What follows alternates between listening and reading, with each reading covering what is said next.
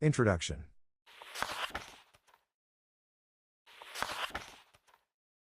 State. A state is a community of persons more or less numerous, permanently occupying a definite portion of territory, having a government of their own to which a great body of inhabitants render obedience, and enjoying freedom from external control.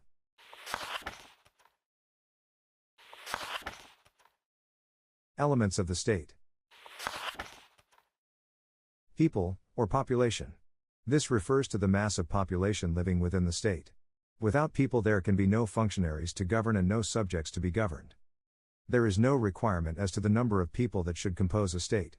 But it should be neither too small nor too large, small enough to be well governed and large enough to be self-sufficing. Territory. It includes not only the land over which the jurisdiction of the state extends, but also the rivers and lakes therein, a certain area of the sea which abuts upon its coasts, and the airspace above it. Thus, the domain of the state may be described as terrestrial, fluvial, maritime, and aerial. Government. It refers to the agency through which the will of the state is formulated, expressed and carried out. The word is sometimes used to refer to the person or aggregate of those persons, in whose hands are placed for the time being, the function of political control. This body of men is usually spoken of as administration. The ordinary citizens of a country are a part of the state but are not part of the government. Sovereignty. The term may be defined as the supreme power of the state to command and enforce obedience to its will from people within its jurisdiction, and corollarily, to have freedom from foreign control. Two manifestations of a sovereignty. 1. Internal, or the power of the state to rule within its territory. 2. External, or the freedom of the state to carry out its activities without subjection to or control by other states. External sovereignty is often referred to as independence.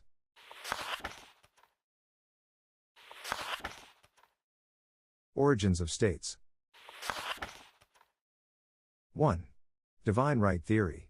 It holds that the state is of divine creation and the ruler is ordained by God to govern the people. An example of a state that originated from the concept of divine right is the Ancien regime in France. During this period, especially under King Louis XIV, 1638 to 1715, the monarchy asserted its authority based on the belief in the divine right of kings. According to this doctrine, monarchs were believed to derive their authority directly from God, and their power was seen as absolute and unquestionable. 2. Necessity or force theory.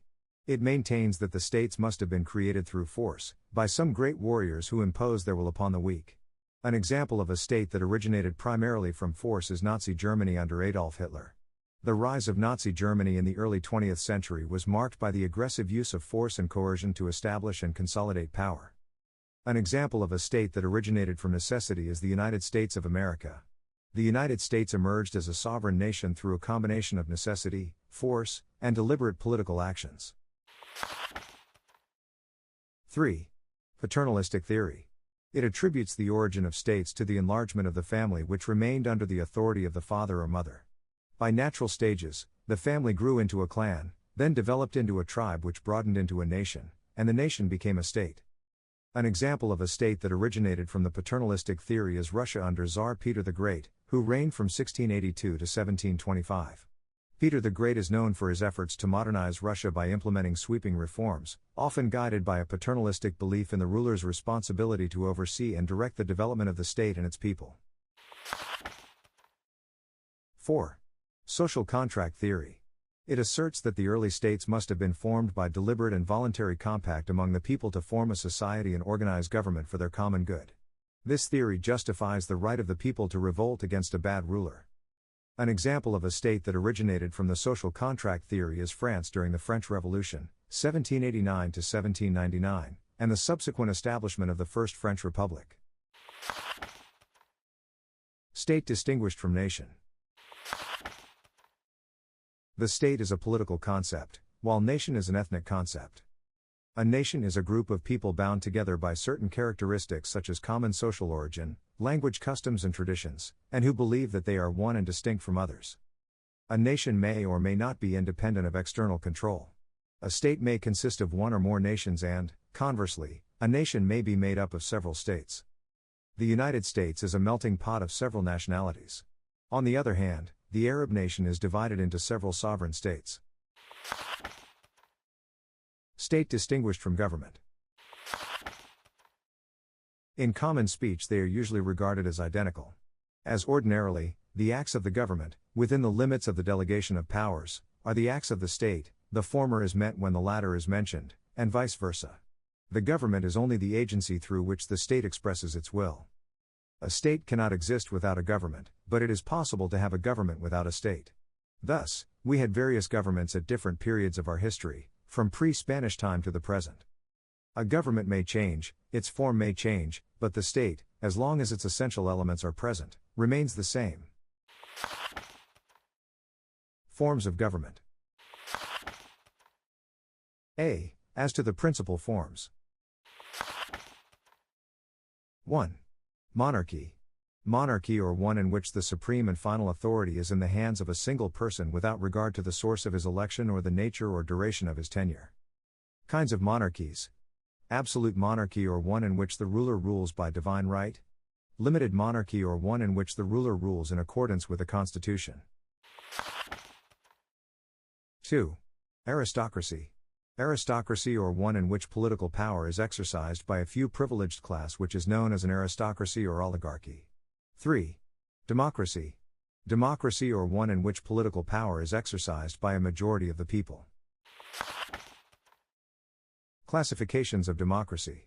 Democratic governments are further classified into direct, or pure democracy, or one in which the will of the state is formulated or expressed directly and immediately through the people in a mass meeting or primary assembly, rather than through the medium of delegates or representatives chosen to act for them. Indirect, representative or republican democracy, or one in which the will of the state is formulated and expressed through the agency of a relatively small and select body of persons, chosen by the people to act as their representatives. B. As to the extent of powers exercised by the central or national government.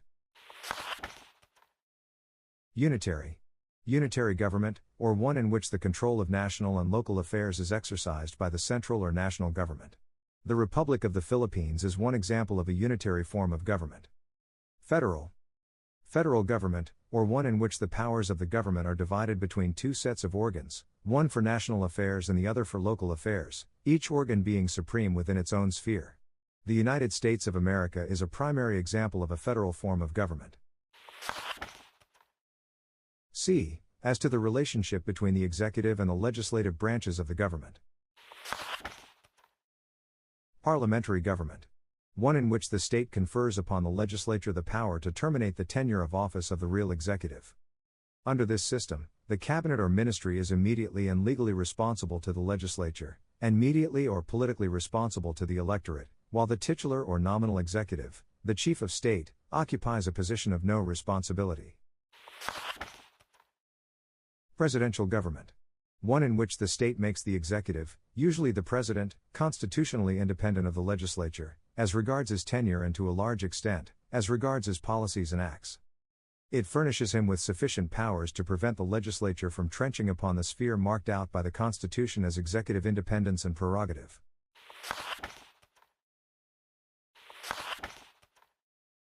Functions of government. The functions of government are classified as constituent or ministrant. Constituent functions, or essential functions. Constituent functions are essential or fundamental roles that are necessary for the existence and operation of any government. These functions typically include 1. Establishing justice. This involves creating laws, courts, and a judicial system to maintain order, resolve disputes, and uphold rights. 2. Ensuring domestic tranquility. Governments provide mechanisms for maintaining peace and order within their jurisdiction, such as law enforcement agencies and emergency services. 3. Providing for the common defense. Governments are responsible for national defense and security, including maintaining armed forces and diplomatic relations to protect against external threats. 4. Securing the blessings of liberty. Governments safeguard individual rights and freedoms, often enshrined in constitutions or legal frameworks, to ensure citizens can pursue their interests and aspirations freely. Characteristics. Constituent functions are typically non-discretionary and involve activities that are universally considered essential for governance and societal stability. They are often associated with the concept of sovereignty and the state's authority over its territory and citizens. Ministrant functions, or discretionary functions. Ministrant functions, also known as ministration or service functions, refer to government activities that go beyond the basic roles of ensuring order and protecting rights. These functions involve providing services and amenities to enhance the quality of life and promote the welfare of citizens. Examples of ministrant functions include 1. Infrastructure development, building and maintaining roads, bridges, utilities, and other public facilities necessary for economic and social activities. 2. Education, establishing and funding public education systems to ensure access to knowledge and skills for all citizens. 3. Healthcare, providing healthcare services, public health initiatives, and regulatory oversight to protect and promote the well-being of the population. 4. Social welfare, implementing programs such as Social Security, welfare benefits, housing assistance, and unemployment insurance to support vulnerable individuals and families. 5. Environmental protection, enacting regulations and policies to conserve natural resources, mitigate pollution, and address environmental challenges. Role in society. Ministrant functions are often shaped by societal needs, political priorities, and economic conditions.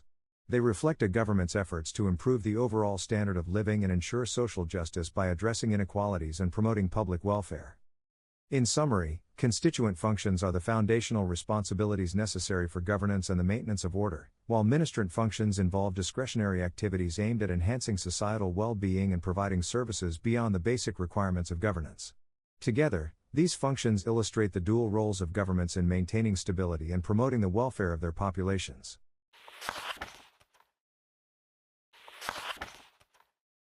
Classifications of government. Government is classified according to its legitimacy as either de jure or de facto government. These terms are used to describe different aspects of government legitimacy and control. De jure government. De jure, Latin for by law, refers to a government that is legally recognized and established according to the constitution or legal framework of a country. A de jure government has formal legitimacy and authority, typically derived from the constitution, legal elections, and recognition by other states or international bodies. For instance, after a democratic election, the newly elected government becomes the de jure government because it has legally assumed power according to the country's laws and constitution. De facto government.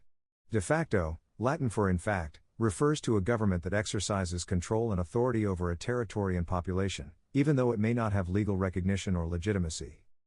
Control versus legitimacy. A de facto government gains power through effective control rather than legal recognition. This can happen through force, revolution, or other means outside the legal framework. Example: in cases of coups or revolutions, the group or leader who takes control of the government and exercises authority may be considered a de facto government until they establish legal recognition or constitutional legitimacy. De jure versus de facto. Key differences. Legal basis. De jure governments derive their authority from legal frameworks and constitutional processes, while de facto governments may lack legal recognition or operate outside established legal norms. Recognition. De jure governments are typically recognized by other states and international organizations, whereas de facto governments may face challenges in gaining international recognition until they establish legal legitimacy. De jure versus de facto. Application. International relations. The distinction between de jure and de facto governments is crucial in international diplomacy and relations. States often base their diplomatic recognition and interactions with other countries on whether they recognize the de jure government or engage with the de facto authorities controlling the territory. De jure versus de facto. Summary. In summary, de jure refers to a government recognized by law and constitution, while de facto refers to a government in actual control of territory and population, regardless of legal recognition. These terms help describe different forms of government authority and legitimacy in political and legal contexts.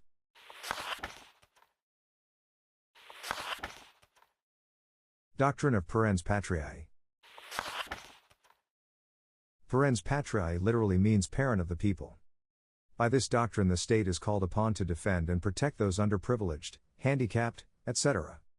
Thus, in case of rape against a minor child, the state is called upon to give full protection and safeguard.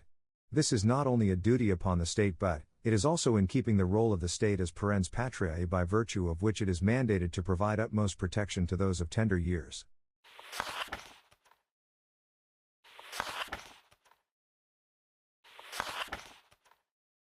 All information presented here have been adopted from the introductory part of the lecture notes on the 1987 Constitution of the Philippines, as compiled by Mari Chris Ondam Azul of the College of Education of TIP Quezon City.